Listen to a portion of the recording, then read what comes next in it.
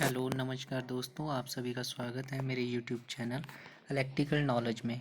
आज हम डिस्कस करने जा रहे हैं टेम्परेचर ऑफ कोफिशिएंट।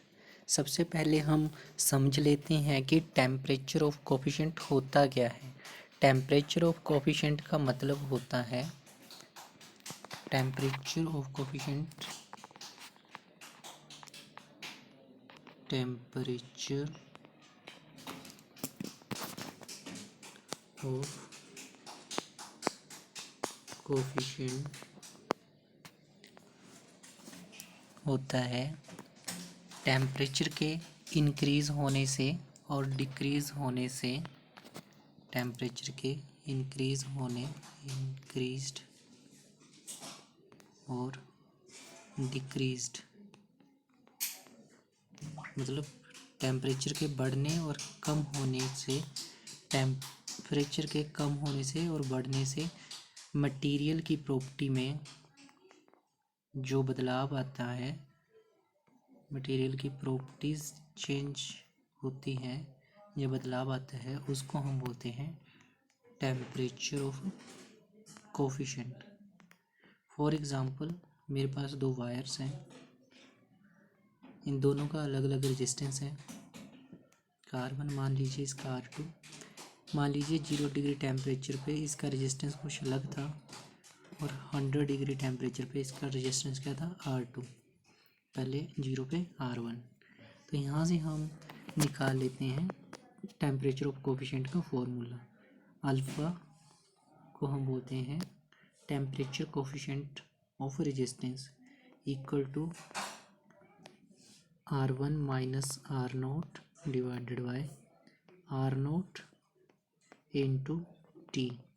ये होता है हमारा, ये फॉर्मूला डायरेक्टली एग्ज़ाम में भी पूछा जाता है और ये होता है हमारा टेम्परेचर ऑफ कोफिशिएंट का फॉर्मूला। और अब हम यहाँ पे समझ लेते हैं कि इसके यूनिट कैसे निकालते हैं। Alpha nought is equal to R minus R0 divided by R0 into T is equal to, resistance के यूनिट होते हैं ओहम, नीचे भी एक रेजिस्टेंस है यहाँ पे भी ओहम, और टेम्परेचर के यूनिट होते हैं केल्विन में। तो यहाँ पे के, एक रेजिस्टेंस से एक रेजिस्टेंस कट गया तो मेरे पास बचा क्या, केल्विन इनवर्स। इसको मैं ऊपर ले गया तो ये होगा इनवर्स। केल्विन इनवर्स क्या होते हैं, टेम्परेचर ऑफ कोफिशिएंट के यूनिट्स होते हैं। तो अब टेम्परेचर ऑफ कोफिशिएंट का मटेरियल के ऊपर क्या क्या प्रभाव पड़ता है। तो हमारे पास टेम्परेचर ऑफ कोफिशिएंट की वजह से तीन इफ़ेक्ट सामने आते हैं, तीन नहीं दो इफ़ेक्ट सामने आते हैं। एक आता है पॉजिटिव टेम्परेचर कोफिशिएंट, एक होता है नेगेटिव टेम्परेचर कोफिशिएंट। अब नेगेटिव टेम्परेचर कोफिशिएंट क्या होता है, सॉरी यहाँ पे नेगेटिव है। नेगेटिव का मतलब होता है कि अगर टेम्परेचर बढ़ता है तो रेजिस्टेंस कम होता है, आर जो है वो कम होता है। और पॉजिटिव का मतलब क्या होता है, पॉजिटिव टेम्परेचर कोफिशिएंट का मतलब होता है टेम्परेचर बढ़ता है और रेजिस्टेंस भी बढ़ता है।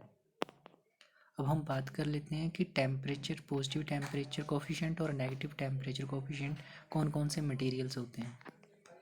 कंडक्टर, उसके बाद कंडक्टर की एग्जांपल होगी Ag, सिल्वर, कॉपर और एल्युमिनियम। और ये जो होता है ये होता है positive temperature coefficient. Temperature coefficient का मतलब अगर कॉपर में, एल्युमिनियम में और सिल्वर में अगर टेम्परेचर बढ़ता है तो उसका रेजिस्टेंस भी बढ़ेगा, आर भी बढ़ेगा। इसको बोलते हैं पॉजिटिव टेम्परेचर कोफिशिएंट। और 100% यहाँ से एग्ज़ाम में हर बार क्वेश्चन पूछा जाता है और विद एग्जांपल्स पूछा जाता है, और मैंने यहाँ पे आपको एक्सप्लेन कर दिया। अब आगे हम पढ़ते हैं नेगेटिव टेम्परेचर कोफिशिएंट। तो नेगेटिव टेम्परेचर कोफिशिएंट में मेरे पास आता है सेमीकंडक्टर। सेमीकंडक्टर इसका एग्जांपल है सिलिकॉन और जर्मेनियम। और जो मेरे इंसुलेटर्स होते हैं, आइसोलेटर्स, आइसोलेटर्स जो होते हैं ये भी हमारे नेगेटिव टेम्परेचर कोफिशिएंट होते हैं। ये नेगेटिव टेम्परेचर कोफिशिएंट क्यों होते हैं, क्योंकि टेम्परेचर जब बढ़ता है तो इसका रेजिस्टेंस क्या होता है, आर जो है वो कम होता है। जैसे जैसे टेम्परेचर बढ़ता जाएगा वैसे वैसे इसका रेजिस्टेंस कम होता जाएगा और कंडक्टिविटी बढ़ती जाएगी। और दूसरे केस में क्या होता है, पॉजिटिव टेम्परेचर केस में रेजिस्टेंस बढ़ता जाता है, कंडक्टिविटी कम होती जाती है। तो यहाँ पे हमने इतना डिस्कस कर लिया। इसके बाद हम डिस्कस कर लेते हैं कि हमारे जो कंडक्टर्स होते हैं, कंडक्टर्स में जो हमारे कंडक्टर्स हैं इसकी रेजिस्टिविटी कितनी कितनी होती है, ये भी एग्जाम में डायरेक्टली पूछा जाता है। रेजिस्टिविटी कॉपर की रेजिस्टिविटी होती है 1.59 इंटू 10⁻⁻8 ओहम। आपको ये वाली फर्स्ट वाली वैल्यू याद रखनी है क्योंकि 10⁻8 जो है ये सब में कॉमन रहेगा। और उसके बाद आता है आपका सिल्वर Ag, इसकी वैल्यू होती है 1.68 इंटू 10⁻⁻8 ओहम। और सबसे लास्ट में आता है आपका एल्यूमिनियम। एल्यूमिनियम का होता है 2.65 इंटू 10⁻⁻8 ओहम। सॉरी, थोड़ा मैं लिख नहीं पा रहा हूँ अच्छे से, बट जो मैं बोल रहा हूँ उसको समझ के लिखने की कोशिश करें। और इसके बाद हमारा लास्ट रह गया है zero temperature coefficient. Zero temperature coefficient. तो जीरो टेम्परेचर कोफिशिएंट के एग्जांपल्स हैं मैग्नीज, कैंटेटेन और यूरेका। और ये भी हर बार 100% एग्ज़ाम में पूछा जाता है। इन तीनों में से किसी एक का नाम आपको आएगा ही आएगा। और ये होते हैं ज़ीरो टेम्परेचर कोफिशिएंट, मतलब इनके ऊपर किसी भी तरह का टेम्परेचर के बढ़ने और घटने का कोई भी प्रभाव नहीं पड़ता। तो इसी तरह इन्फॉर्मेटिव वीडियोस के लिए हमारे साथ बने रहिए। धन्यवाद।